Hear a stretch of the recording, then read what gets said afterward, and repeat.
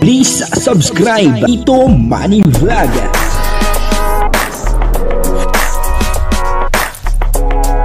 Payagan po si Tito Manny Vlog na mag-reactor para pambiling gamot sa kanya pong karamdaman. Wala man siyang records ng ng awayan.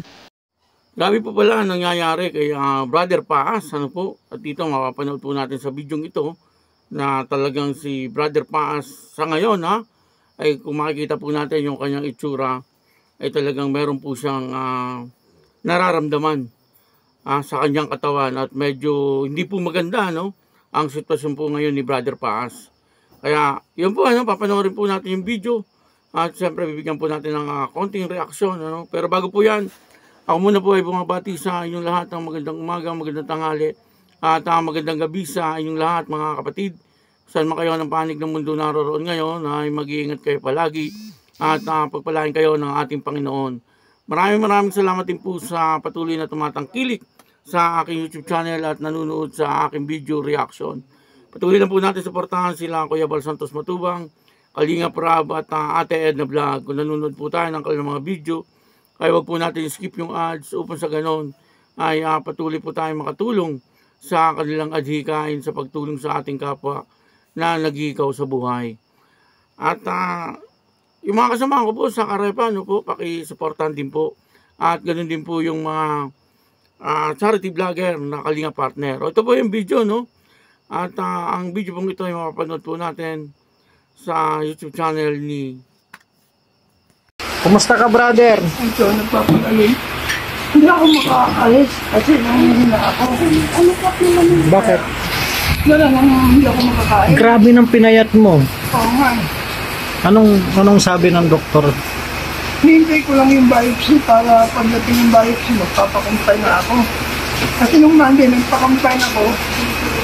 Ayaw ng doktor kasi hindi naman ako mariresitahan kung wala yung biopsy, yung resulta.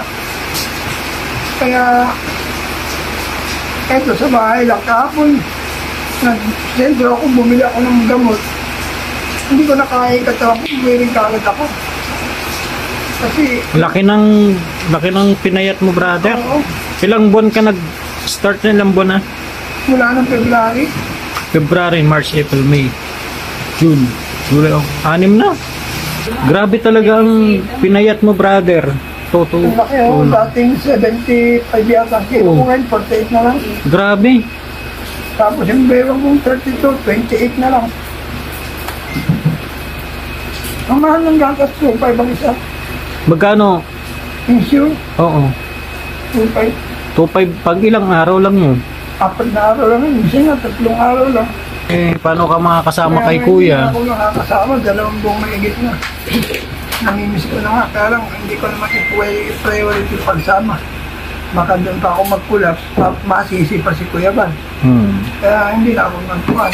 Sige, sabi mo si Kuya Bal, huwag ka naman na sumama pa di kasi kahit di ka naman sumama, okay lang. Mas ko sa kalagayan mo, mas concern ako. Reserve lang ito po. Kung gusto mo lang naman din ako kaya mo, buwan-buwan, bibigyan kita. Reserve lang ng endoscopy yan. So, yung bukol itim na yan? Oo. Baka operahan yan, Yan, ito yung bukol. Yan ang biopsy na kailangan lumabas ang result. Grabe. Yan yung bakit hindi ako makakain, umahalang dito. Pag pumasok na ito, hanggang dito lang, hindi ko kadiretso. Pag hindi ko diretso dito, susuka ako ng susuka. Hanggang sa maubos. Hanggang sa mamina ako. Pag namina ako, para akong mamamatay.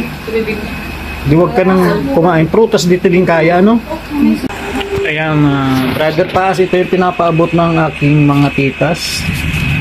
Sila Tita Melba, Tita Melichan, saka si Tita Elena. 6,000 daw po ito para sa... Pakisabi nilang maraming salamat. Pag-play ko muna ito. Panginoon, maraming salamat po sa buhay nila. Ano pangalan? Tita Melba, Tita Elena, Tita Melichan. Amang banal na makapangyarihan sa lahat. Salamat po sa blessing na ito na binigyan ni Tita Melba, Tita Elena, Tita Melichan. Tita Melichan, salamat po sa kanilang buhay. Dalangin ko, Panginoon, ibalik mo po ito sa kanila na siksik din gumapaw na higit pa sa kanilang isahan. Salamat po sa blessing nito na magagamit kong pambili ko ng gatas, pambili ko ng gamot. Ikaw po ang nangako, sinabi mo sa iyong salita sa Genesis 12:3, sino mang magpala sa iyo, pagpapalain mo. Sino mang sumagpa, yung susumpain. Salamat po sa kanilang buhay. Patid mo ang laman ng kanilang puso. Ikaw po maparangalan at mapapurihan. Maranasan po nilang pabor na galing sa iyo at pabor ng tao. Salamat po, Ma, sa pangalan ni Jesus. Amen. Ayan, maraming salamat po. Sana gumaling ka na, Brother Paas. Malaking tulong po ito, Ate Mary Jane, Ate Elena, Ate Melba. Malaking tulong po nito. Ang Diyos na po magbalik ito siya. Wala po akong kakayanang magbalik. Tanging magagawa ko lamang isama kayo sa panalangin ko. Salamat ng napakarami. Salamat po. Hindi ko ito ini-expect kasi salamat talaga. Hindi ko akalain na meron palang taong gagamitin ng Panginoon para matugunan yung pangangailangan ko. Salamat po sa iyo. Sabi nga ano yung kagabi, kala namin matuluyan na, nanigas na yan, namutla kagabi. Kasi nagkarasulo pa ng spray, may dugo na sinuka. Pero clear lang. Nagpapaalam na? Dami na nga binibilin. Grabe. Kaya lakasan mo yung loob mo, brother. Ibo, napanood po natin yung video, no? At kung gusto niyo pong mapanood ng buong buo ang video ito, ay puntahan lang po natin yung YouTube channel ni Redsen Vlog. Yan, no? Redsen Vlog, ano po? At supportahan po natin siya, no? At siya po ay isang napakagaling na charity vlogger at kasama po siya sa K-Boys, ano po? At dinalaw niya nga itong si Brother Paas, ano po? At dito ay nakita natin ang sitwasyon ni Brother Paas, ano po, na talagang hindi po natin nakalain ano na ngayon si Brother Paas ay ganyan po ang kanyang sitwasyon. Meron po siyang karamdaman at pinakita niya po kay Redsen Vlog yung kanyang parang x-ray ultrasounds yata yun, ano, na may bukol po siya sa tiyan, ano, at nagpa-biopsy nga po siya, no, biopsy. At pagkatapos nga daw po noon, pag lumabas na po yung resulta, ay saka daw po siya magpapakumpine. Ano po, medyo delikado, no, ang kalagayan ni Brother Paas, ano po, kung kayo po ay nananalangin sa gabi, ay kung pwede pakasama po natin, ano, sa ating mga panalangin etong si Brother Paas, ano, sapagkat hindi po maganda ang kanyang sitwasyon ngayon, ano. Kaya hindi raw po siya nakakasama ngayon sa mga vlog, ano, bihira po natin sa makita sa dahilan nga po na siya araw po ay nanghihina. Kaya pinagsabihan na rin po siya ni Kuya Bal na huwag na lang po sumama. Ano po, kasi mas importante daw po yung kalusugan ni Brother Paas at bibigyan na lang po siya ng monthly na kita kahit hindi po siya sumama, no. Yun daw po ang sabi ni Kuya Bal Santos Matubang, ano. Kaya po pala marami po ang talagang nagsasabi na itong si Brother Paas ay namayat. At totoo nga po, namayat, ano, si Brother Paas, na dati po ang kilo niya ay 75 kilos. Ngayon po ay nagkikilo na lang siya ng 48 kilos. Ano po, ang laki po ng ibinaba ng kanyang kilo at talagang medyo nakakagulat, ano, yung ganun po, ano, biglang pagpayat ni Brother Paas. Yung dati niya pong 32 yung waistline niya, ngayon ay 28 na lang, ano.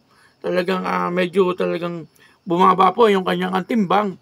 Talagang lumiit po, ano, yung katawan ni Brother Paas. Makikita naman po natin na talagang napakalaki ng kanyang pinayat.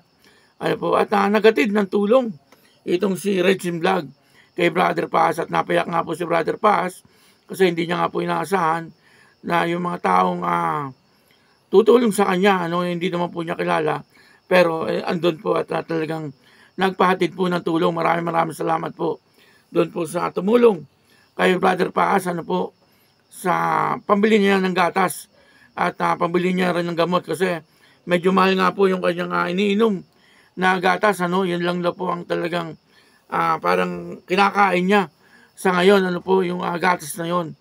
At yun lang na po na talagang nakakapagpalakas po sa kanya.